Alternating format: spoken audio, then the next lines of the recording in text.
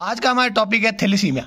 It is group of heredity disorder. ये group है heredity disorder में, जिसमें क्या होगा, showing reduce rate of synthesis of one और more of the globin polypeptide chain, जिसमें है ना रिड्यूस जाएगा सिंथेसिस ग्लोबिन पॉलीपेप्टाइड चेन का। एक या एक से ज़्यादा ग्लोबिन पॉलीपेप्टाइड चेन नहीं बनेगी, या फिर उसमें है ना उसका जो है ना रेट होगा जो वो है ना रिड्यूस जाएगा। तो thalassemia is a quantitative abnormality of polypeptide chain synthesis. तो पॉलीपेप्टाइड चेन सिंथेसिस की क्वांटिटेटिव अबनॉर्मेलिटी, मतलब क्वांटिटी कम हो रही है क्योंकि रिड्यूस हो रही है रेट सिंथेसिस एक या एक से ज़्यादा ग्लोबिन पॉलीपेप्टाइड चेन की।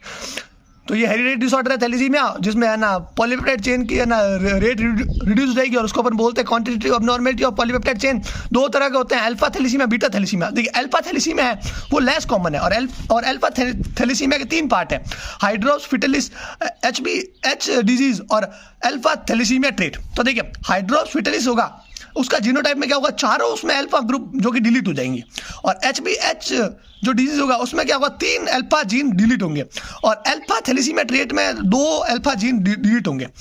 और हीमोग्लोबिन इलेक्ट्रोफोरेसिस में क्या होगा, हाइड्रोस फिटलिस में है ना HB बार्स दिखेंगे जैसे गामा-4, और उसमें 100% होंगे, और HbH डिजीज उसमें है ना हीमोग्लोबिन इलेक्ट्रोफोरेसिस में HbF दिखेंगे जो कि 10%, और अल्फा थैलेसीमिया ट्रेट में नॉर्मल दिखेंगे अपन को, जैसा हीमोग्लोबिन इलेक्ट्रोफोरेसिस होना चाहिए वैसा ही दिखेगा।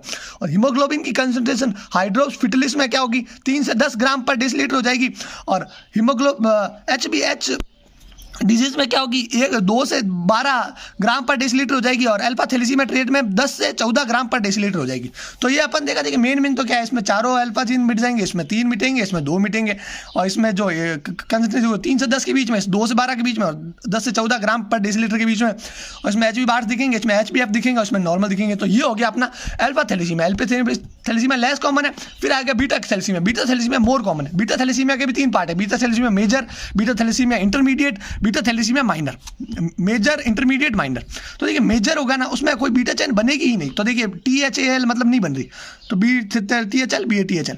और बीटा थैलेसीमिया इंटरमीडिएट होगा, उसमें मल्टीपल मैकेनिज्म होते हैं, और बीटा थैलेसीमिया माइनर होगा तो उसमें एक बीटा चेन बनेगी, तो देखिए बीटा ये बन रही है, और BTHL मतलब नहीं बन रही, और इसमें HbF दिखेगा जो कि 50 से 58% होगा।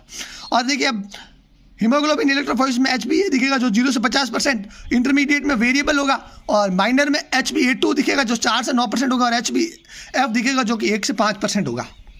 हीमोग्लोबिन कंसंट्रेशन 5 ग्राम पर डेसीलीटर से कम होगी, इंटरमीडिएट में 5 से 10 ग्राम पर डेसीलीटर के बीच में होगी, और माइनर में होगी 10 से 12 ग्राम पर डेसीलीटर।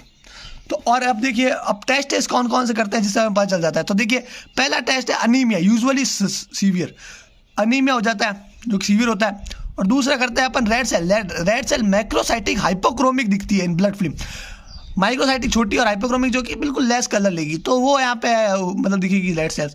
और सीरम बिलिरुबिन होगा is generally raised, serum bilirubin raise दिखेगा, और वो भी अनकॉन्जुगेटेड। और MCV, MCH and MCHC are वो सारी रिड्यूस्ड होगी, और ऑस्मोटिक फ्रेजिलिटी होगी वो भी डिक्रीज होगी, और RBC काउंट होगा वो भी रेज होगा। तो देखिए ये है टेस्ट और डायग्नोसिस जिससे हमें पता चलेगा थैलेसीमिया है कि नहीं।